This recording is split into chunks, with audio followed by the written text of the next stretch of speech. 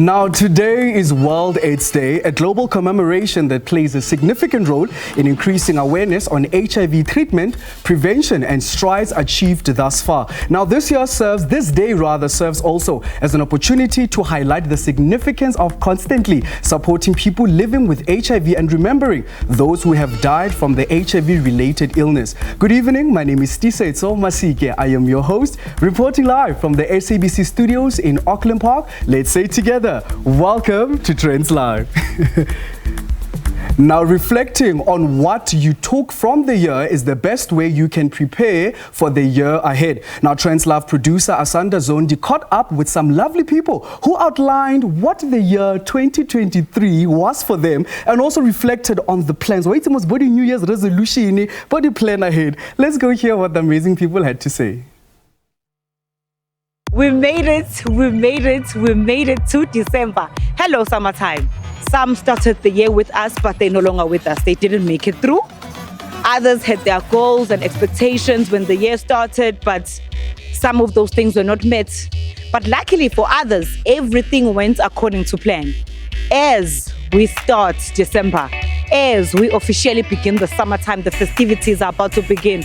I want us to reflect on what a year 2023 has been. I mean, I could say it was a good year for myself, but I mean, one has challenges, and those challenges not necessarily about you alone, but when you are in a community like South Africa that we're in, you look at yourself and you think, abanye bantu, how have they been? It's been wonderful, but you see in the news and everything, look, we've been through, we're coming back from COVID and everything, and you expect economic recovery and all of that.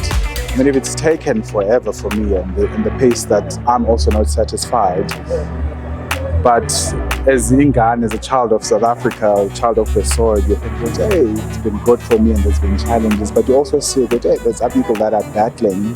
It was a roller coaster of a year. I feel like there's been a lot happening now, especially finding out about the rand inflation. Close to December. It's quite... It takes you back, especially as a young person, you know, in this generation. I feel like we've had it so tougher than our parents, but I hope now they understand in comparison to them. Yeah, I think it's been a challenging year. We have sort of recovered from COVID a little bit, so I suppose that's been the positive thing. But obviously inflation, interest rates have really hit most people's pockets. So yeah, gonna be a difficult close of the year, maybe a difficult Christmas, not as much spending. But I think health-wise, we're lucky to be past COVID. So I think that's what we really have to be thankful for. Absolutely.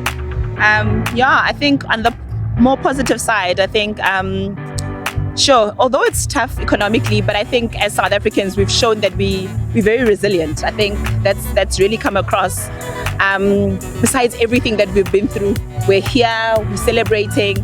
We try to focus on the positive, right? It's been a challenging year, yes, but with God on my side, I'm grateful for a whole lot of things. I've managed to achieve most of my goals, but yeah, I'm grateful that I'm still alive and things are getting together. Yeah. It's been a good year. I've made big decisions and I'm excited. I made decisions that are gonna lead me into 2024, so I think that's awesome. Lessons learned?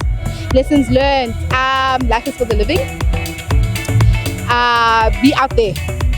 There's nothing at home for you. Be out there. Lessons learned for this year is is go. Patience is virtue. I think more than anything, that you be patient, everything will come forth.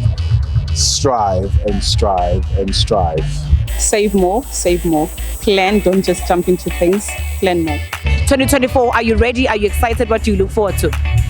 Well, as I said, I'm a child of the soil. Now, most people and everyone in the country are like looking at 2024 because it's nearing the election year. But in me as Umputu, I think 2024 has great prospects for each one of us as individuals to work to better yourself. I'm moving to a whole new country, so I'm excited. I'm going to be by myself. Sorry. But that's going to be fun. I'm excited. I want to see success, obviously. I think we all do. I want to see more opportunities. I want to see career shifts, changes in probably location. Who knows? But yeah. And on that note, hadikale, let the festivities begin. Now, the South African edition of the 2023 Glamour Women of the Year Awards recently took place in Johannesburg at the Langham's Executive Conferencing, where Mzansi's impactful queens gathered for a night of celebration. Lebo Mashile was out there. Let's go have a look. Glitz and glamour was the order of the day at this year's Glamour Women of the Year Awards, where exceptional women from all corners of top industries in Southern came together to celebrate each other for the great strides that they have accomplished. The Glamour Women of the Year is a flagship event of glamour that is celebrated around the world wherever there is a glamour magazine. As Glamour, we represent celebrating women empowerment and uplifting women. That is what we are all about. So it's only fitting that now and again, once a year, we hold an event like this where we dress up and we come together as women to connect and just celebrate each other. I think Trezame understands the importance of the representation of women, right? All of the great work that they do, all of the amazing stories behind these trailblazing women that we're celebrating today. It's important for us to be able to shine a light on people like that, not only to celebrate their achievements, but also to be able to inspire little girls and other women alike. This celebration honored women across 16 categories, where the first award of the night went to the renowned multi-award winning singer-songwriter Simpiwe Dana. For my first category, we awarded Simpiwe Dana the Editor's Award, which is very close to my heart because I grew up listening to Simpiwe Dana. I feel she's the most talented artist that's sharing her gift with the world. And we have categories such as your entrepreneurs, game changer, beauty, game changer, fashion, game changer, all the pillars that represent the different pillars of what Glamour magazine stands for. The Next Generation Awards talks to young people who are trailblazing within their respective industries, and then the Icon Award speaks to a person that's been trailblazing for a long period of time. So as you can see, it's like two ends of the spectrum, but equally important. This year's Beauty Game Changer of the Year award went to multi-award winning content creator Mithalin Damase. It's great to be recognized by Glamour. This is my second award I'm winning from Glamour. The last one was in 2019, and I've also graced their digital cover. So I'm really grateful that I'm blessed. It's a lot of exposure, of course. It's a great partnership to have, especially for someone in my space. So I'm very, very thrilled, and I look forward to much more accolades from Glamour. Manifesting, but yeah, it's amazing. Thank you very much. For close to 2 decades, Leanne Manus has been stylishly gracing our screens. Glamour honored this esteemed broadcast anchor, businesswoman and UN Goodwill Ambassador with the esteemed Icon Award. What does it feel like for you to be called an icon? You know, it's so special. I'm always one that's in denial. So I'm always like, no, I'm not. No, please don't give me a break. No, I don't look nice. No, I don't. No, I'm not. No, I'm not. Tonight I'm embracing it. Tonight I'm actually just saying thank you. Genuinely thank you. You know, I do what I do not for. I don't do it for recognition. The work that I do is the work that I do. That is something that I want my work to be recognized. So to be able to do this is such an honor, and to be given the platform. And I've said it before. I am so passionate about the SABC. It's a place that's been my home for many, many years, and I have stayed the course of it. And the reason why is because of the people out there that are watching it. And for me, this is important because when people look up to you and people listen to you, that for me is one of the greatest honors that I am able to achieve. And for as long as I can, I'll continue to do it, and I love it. How do you do it? What is in that wardrobe? You don't want to know what's in that wardrobe. In fact, if my husband was here, he would be going mad. We literally had to build a complete upstairs for my wardrobe. Whoa. It is that bad. And it's not stuff that I would wear normally. I am a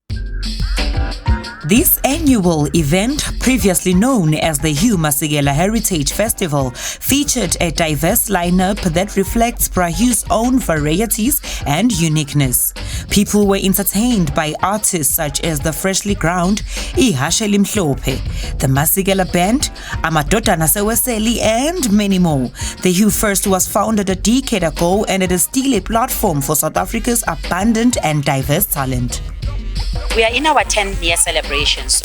Actually, Bra Hugh himself started this festival because he wanted a festival that is like eclectic, that celebrates different South Africans, you know. So because usually what happens with festivals is that young people go one place, older people go one place, jazz people are cool, they're sitting one place. And fortunately, his spirit and the lovers of music have allowed us to continue with it. What can we do to continue with this culture of celebrating and honoring our legends who are no longer with us? Yeah, I think what is important is the fact that celebrations are a preservation, you know. People tend to forget people and decide, I'm just going to play my CD at home, I love the music, I have it. But we need to gather, you know, it's almost like sports. People gather and they come and celebrate together, and we have to learn with cultural events, whether it's painting, whether it's any type of art. But the celebration of people who came before us and who left something here, what it means is that we still honor and understand who we come from. I'm looking at the variety of artists that we have here performing today. Freshly ground. You know, it's like a mixture of people that are respectable, that are really good in their crafts. How did you come about the choosing of the artists? Was it very intentional, specific? It was intentional, and its intention again goes back to heritage. It's the kinds of artists who themselves love to preserve. And then if you look at SABC, they have preserved our hymns, okay? And they are in this industry since the 80s. They are our culture. You know, your grandmother or your auntie or your sister or somebody who, even when we were young and you were not into gospel music or whatever, you know that it was being played at home. You know those hymns. You didn't even know you know them until they start being sung, and then you are singing along. We've got Hugh Masekela's band themselves, the ones who last performed with him. So we want this place to echo with his music. Speaking of music that echoes, we had a chance to speak to the legendary gospel group SABC, which has influenced our generation of similar a cappella acts in this country.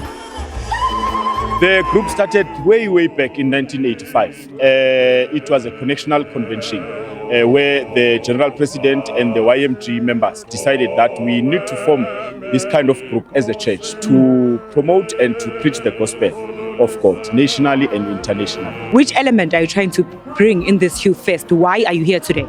In this HughFest, it's for the first time as a gospel group coming to such a festival. I think gospel, it's needed everywhere. The times that we are living in, God is needed everywhere. So that's the element we are bringing, so that when people are celebrating, enjoying themselves, they must remember that there is a living God. Indeed, gospel is everywhere, but so is Umaskandi. Who else can talk to us about Umaskandi other than an award-winning vocalist and guitarist HughFest? He has achieved legend status for the work he has done in the Maskandi genre.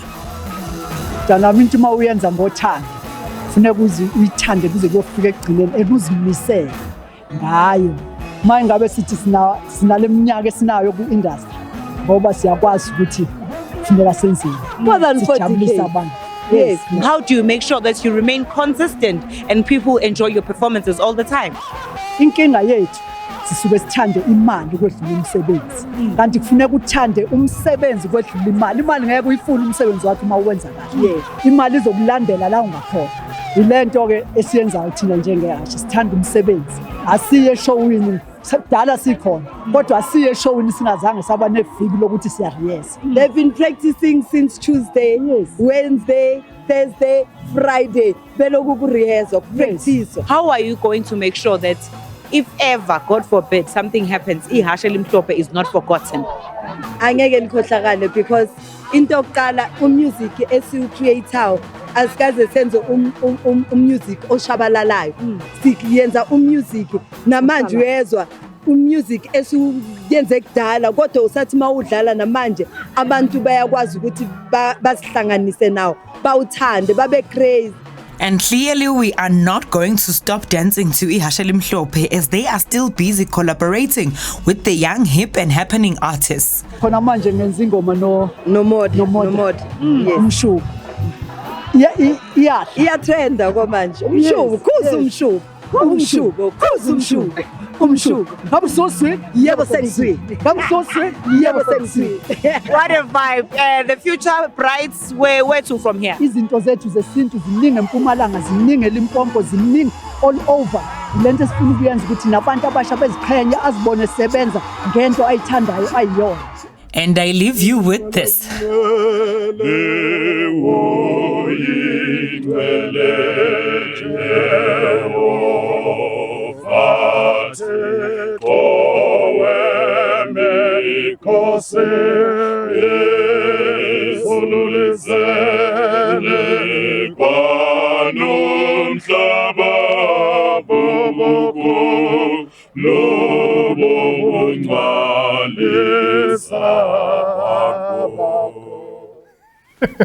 And I almost sang. I must sing actually. No.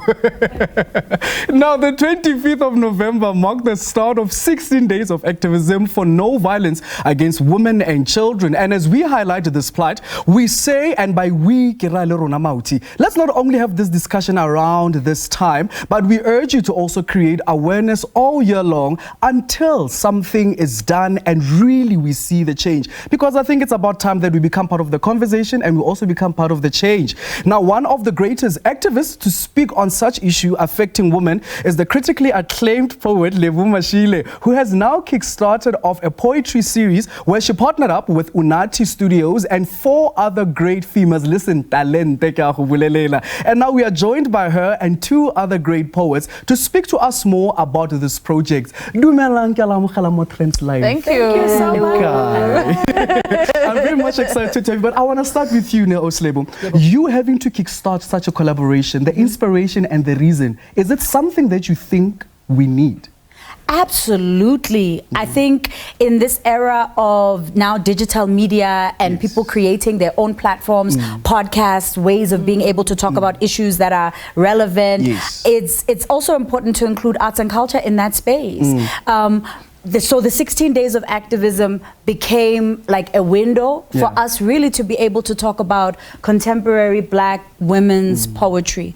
There's been huge shifts in the last 20, 25, 30 years in poetry. Right now, Black women are dominating the field, you know. My generation, people like Napo Mashiane and Philippa de Villiers and Maisha Jenkins and Makosa Zanakaba and Natalia Mulibadzi and Nziki Mazwai and many others kind of spearheaded the way, but now there is a new generation, other generations that are coming. So it's a beautiful way to be able to have an intergenerational conversation about poetry, about what makes a good poem, a good poet, how we make our work, how we survive, what we find interesting about the work. And then because we all are women and we're feminists, naturally that gives way to us being able to talk about gender, how gender works in the artistic space, in the poetry space, but also how we speak about it in our work. So you actually said something so powerful and very profound, I should mention, that, you know, in the past 20 years, there have been great, amazing Black poets, right? You went on to mention a few, but then you tapped on a very interesting part, that there is new generations coming up, right? What goes into when Lebo chooses this amazing talent? I can imagine Mzansi has beautiful talent. Absolutely. The featured artist, how did you go through the selection process? Oh, I looked at who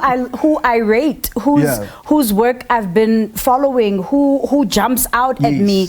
Also, how to curate people who have different experiences. So all of these poets are rocking on the scene. They're booked at festivals, they perform at shows, they are happening within the spoken word scene. These are people who are very well known. Some of them are academics, some of them are actors, some of them are entrepreneurs, some of them, Bangi is a traditional healer, some of them are publishers. So I also want to show that there's so many different ways of being an artist. You know, we have commonalities, we have similarities, but the paths that we take are are so varied. So you don't have to look at this particular art form and think, oh, the only way I can make it is by being famous. You know, you know what I mean? You grow and develop as a poet by investing in your craft and by caring about what you do and by learning, by diving into it and by taking risks and by dedicating yourself to it. So, I mean, these women exemplify that. They show it in very different ways, but each of them is deeply committed to their craft. They're exciting to watch. That's why I picked them. Oslewo said, you guys are very much invested. Now, Mandisa, when I met you, you used a very fancy English word. I'm a story architect. Yes. You know, I'm learning English. I just want you to tell us, regarding you being a story architect, how do you convey, or rather create awareness regarding, you know, the 16 days of activism?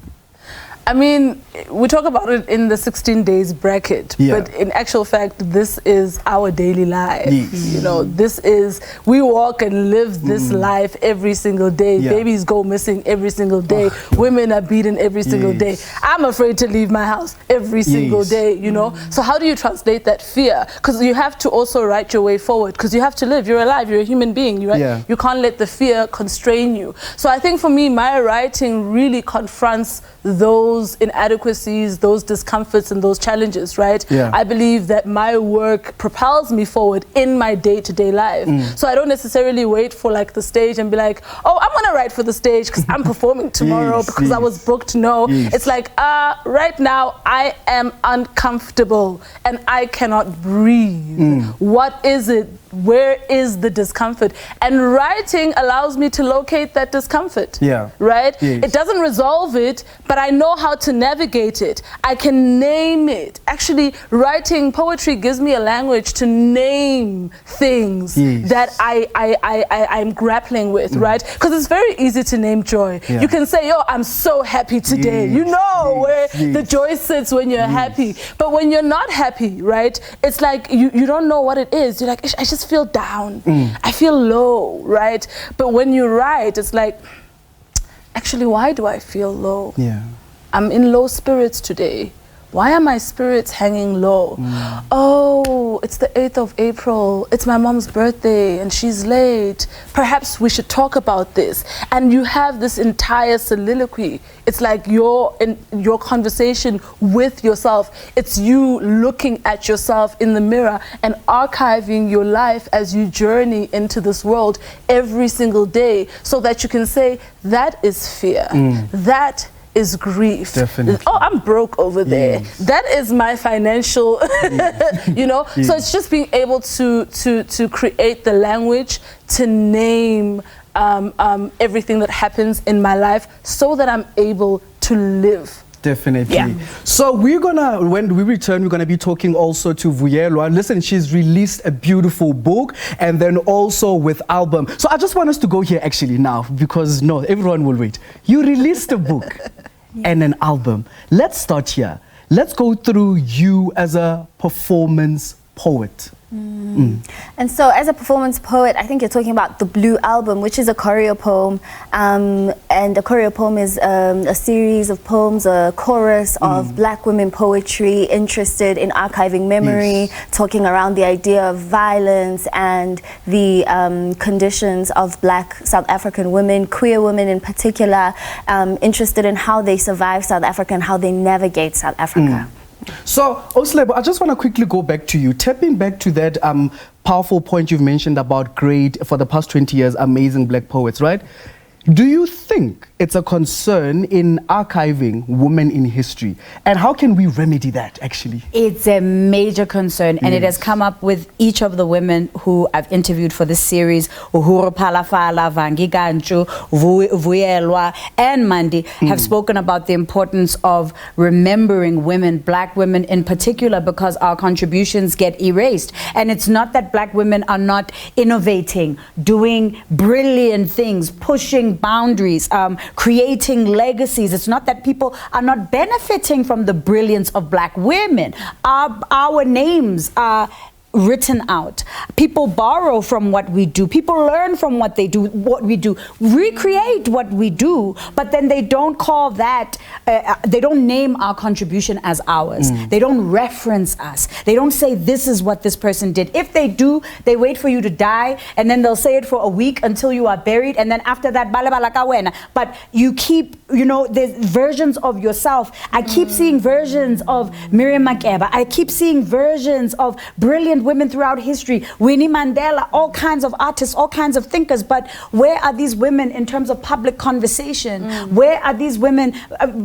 Mandi did a beautiful project about honoring Miriam Makeba, you know, a love song from Miriam Makeba, which was created because of the absence of Miriam in public discourse. You know, where is she? You just covered beautiful festival, HughFest, stunning festival, right? Miriam was a guerrilla fighter. She was a contemporary of African leaders and presidents. When they wanted to get information about South Africa or elevate South Africa, they went to Miriam. Miriam spoke at the UN. Miriam was a leading figure in the Black consciousness movements on 2 continents. You know, Miriam was one of the most, she's still on fashion mood boards. People are still inspired by Miriam. But how does that happen? How do you erase Winnie Mandela from the struggle for liberation in this country? How do you erase her contribution to our freedom? How do you erase her impact on the lives of Black people?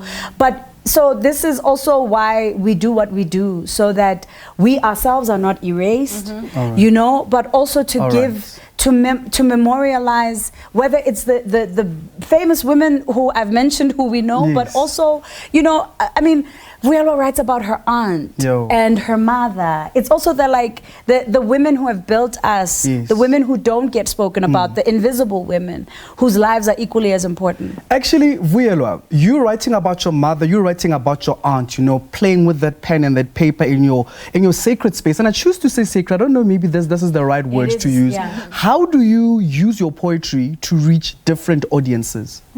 Well, I write specifically in English, which is accessible, and write spoken word in particular, which is language that is easily accessible to the audience. We speak in it every day, but it's about how you activate the language so that it dances differently. It doesn't dance like this conversation, but its movements are active. Its movements mirror what, for example, the vernacular, the mother tongue does, because mother tongue dances beautifully in terms of how we speak, in terms of idioms, right? And so if we're archiving Black life, archiving it, using the English language, how do we borrow from our culture, which is rich with history and the idea of resistance, but also the idea of community, right? And so I think being a Black woman is really the idea of holding community together. I think we are born with that kind of culture embedded in us, a sense of you are not moving alone, and whatever you do plants a seed for all those around you. And essentially writing in that manner, thinking always that the I represents the we, and how do we move forward. Mandisa, earlier on you said you as a woman, there is a sense of fear. And I know I'm saying this as an understatement. I want to be sensitive for a bit, and if maybe ladies you would allow me. How do I, as Tisetso, as a man, be part of the change that we wish to see, to have women and children, you know, be safe on the streets and feel safe to just walk out at night to go close the gate or to go see a friend? How do I, as Tisetso and men of South Africa, start? So I believe in small revolutions, right? I really believe in like the minuscule, the change really happens like when you're sitting alone in your own room, right? And as men, I think for me, it's knowing that I need to protect the vulnerability of a woman. Right? If your brother is violent,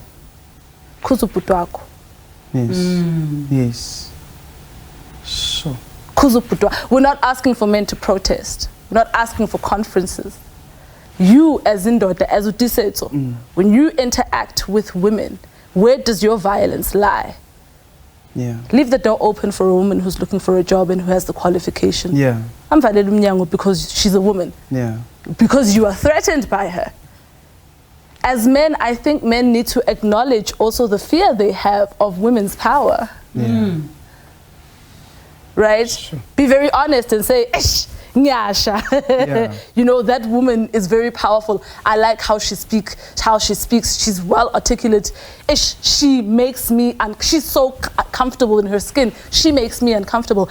As a man, I know that dynamic is broad because you are masculine and you don't get uncomfortable. But how's about you also welcome your fragility in? Sure. Gents, I think, as Mandisa has said, it starts with me, ukhuza ma-outing, itintanga. You know, to have the guts to say, Braga, you know, because sometimes we laugh things off because you're also afraid of your male friend. Yes. It's not us who, it's like masculinity. We're all afraid of masculinity. Yes. Even you guys. Yes. It's not just women who are like, no, because we am definitely. Because he's gonna come back and say, it's going to be a fight. And you need to be able to be ready, be on standby for that fight. On some, listen, I know it's going to go here, but this is the change. Yes, definitely the change will start, and the change starts with me and you. But for now, let's go for a cricket break. When we return, we still have Mandisa to give us that poetic touch, and also with Vuyelo to give us that poetic chat. Like it or not. Let's go for a cricket break. Please don't forget to get us on X. It's the Trendz on SABC. We'll be right back. Stay tuned.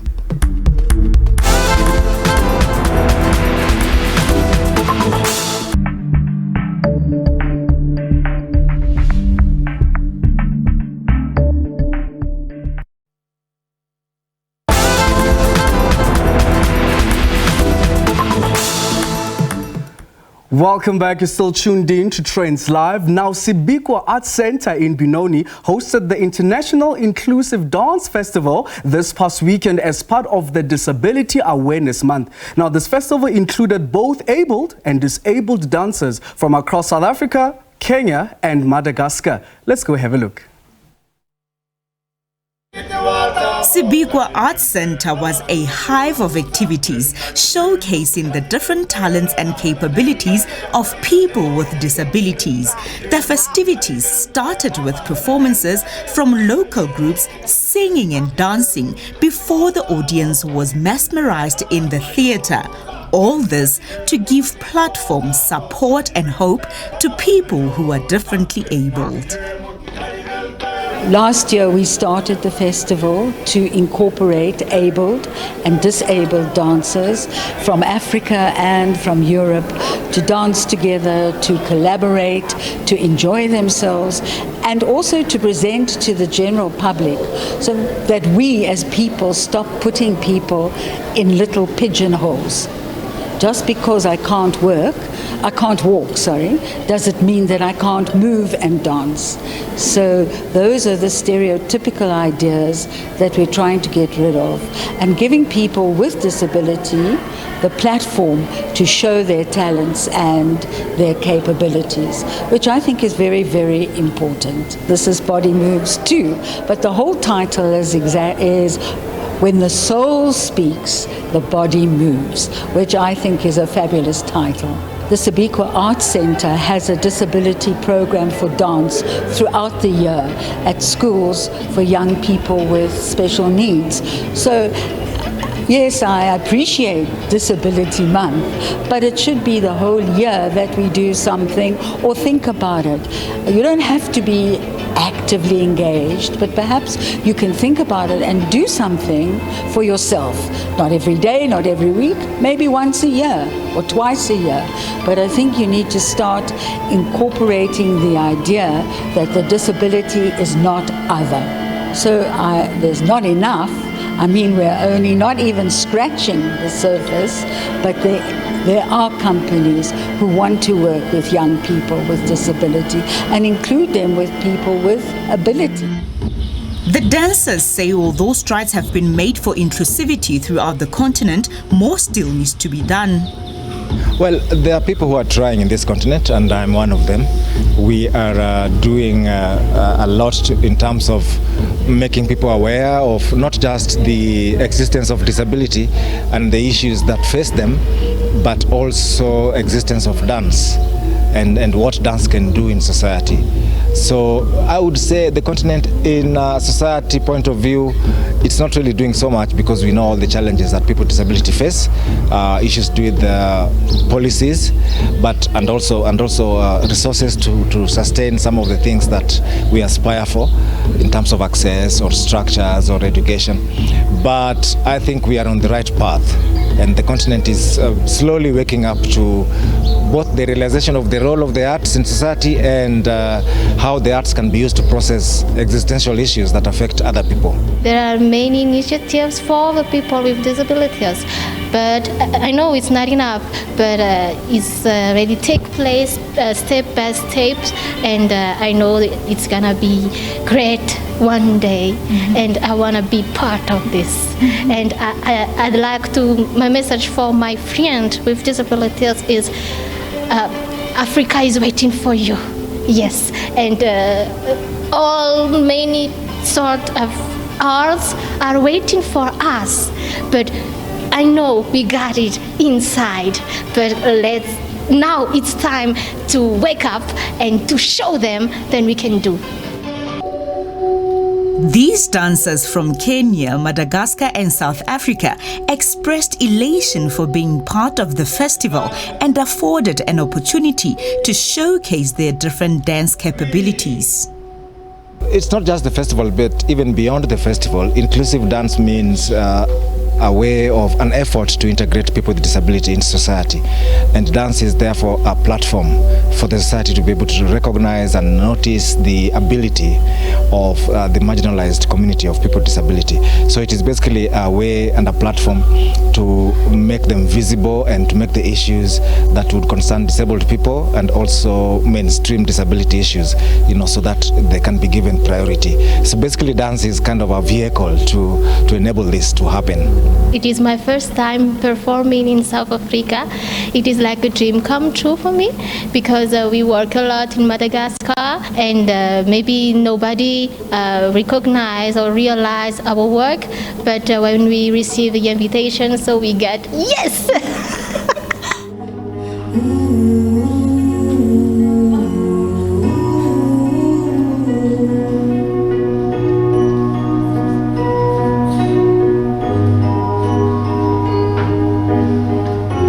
For me, this international dance festival means creating awareness out there by showing our audience that people with different disabilities, be it blind, deaf, and so on, are able to work together closely.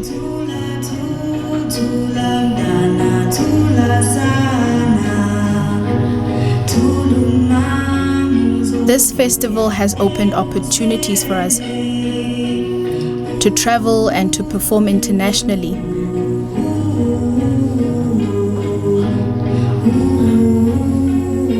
The festival means a lot to me.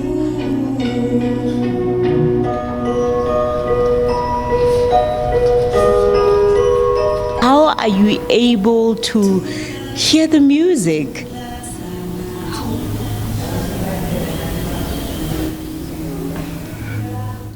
The music has to be loud, then I'm able to follow through the vibration. You heard it, Trender. If you are differently abled or have a beloved who is, encourage and support them to embrace their capabilities. Now, as promised, the amazing poetry continues here on Trendz Live. With me, it's Mandisa, a beautiful poem called Uyinene, correct? Yes, that's correct. Definitely. So you're going to give us that one, and then when we come back, we talk more about it. For sure. South Africa, Mandisa, Uyinene. Over to you. I catch the news of your death, the way wood catches a fire with your body before it is burnt. You are somebody's daughter, returning to ash before returning home. I keep meeting women for the very first time as passengers of death, as still images taken before their last breaths, as dying proof for the living, that the shallow hearts of men can love you into a grave, that the head of your home can lay you down as a headstone, loving you in memory. When a man says he wants me, I don't know if he wants me dead. Men choreograph their rage so beautifully on our bodies. The post office is an opened envelope sealed with blood. You do not know if the parcel you are sending is your daughter to her grave, if the funeral procession will replace her graduation day, and to what degree. Dismembering her body is also cutting short her dreams. Being black and woman at the same time is a magnet for danger. Everywhere we glow, dreaming while black is a revolution delayed. Dreaming while black woman is a revolution denied. A dream with soiled hands and sinking feet.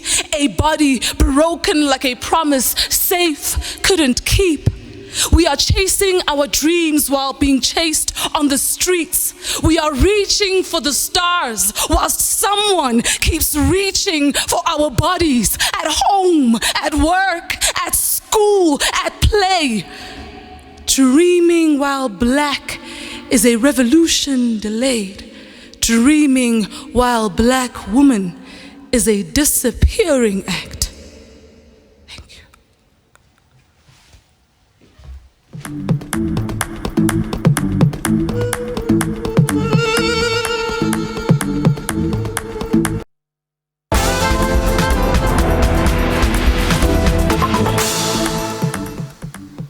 Well, all good things come to an end, and it's time for me to say goodbye. This was tonight's edition of Trendz Live. Don't forget to follow us on Twitter, or rather X. Hey, it's at Trendz on SABC. Now, wrapping up the show in poetry still, you know the spoken word, the beauty, yapoko. It's Vuyelwa giving us a nice one called Odor of the Ocean. Over to you. Ode to the river. Did you hear about the river that drowned in a bath? She was bent at the eyes, with a spine only a hole could dress. In my culture, we keep our shadows in the water. What would you like me to forget today? In a famous photograph, a river made homeless burns the basin looking for its family. In my culture, we keep our water in the women and drink until we are empty. He spat on me. Sometimes I'm ashamed I'm too much a museum of floods. What God has put together, man turns into sin. But I've always wanted someone to have control over me, like glass. In the bath, I sink like soap. The sky makes itself as tender as the ocean, drinks until it drips. That's where its blue comes from. And the river, being a smaller sky, is as doomed as glass. He spat on me. A river cannot be lifted from the bath by an ambulance, and black women have to die to be named. My father's champagne glass slips out of my hands and sweetens the floor. It is strong enough to cry.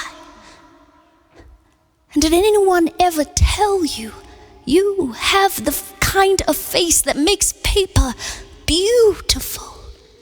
He actually spat on me. What God has put together, man puts in a vase. So run, run, forget your duty.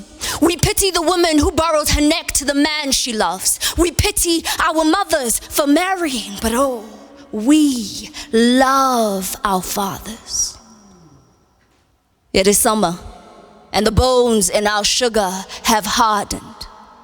They tell you that if you are strong enough to give your songs away, then you are strong enough to take them back. But they don't tell you what to do when all your children look like you.